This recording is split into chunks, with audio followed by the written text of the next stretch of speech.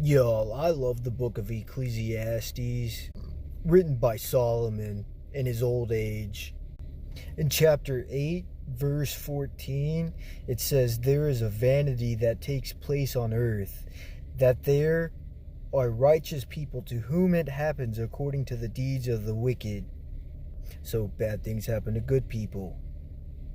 "And there are wicked people to whom it happens according to the deeds of the righteous." And good things happen to bad people.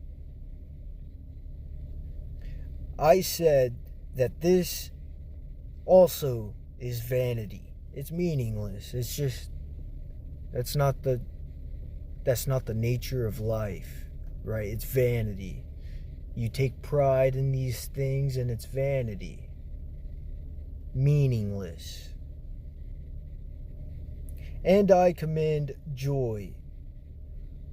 For man has nothing better under the sun but to eat and drink and be joyful." So that's one of the greatest things a man can do is eat, drink, and be joyful.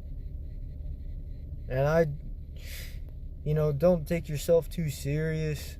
Do what you love. Honor God with your actions.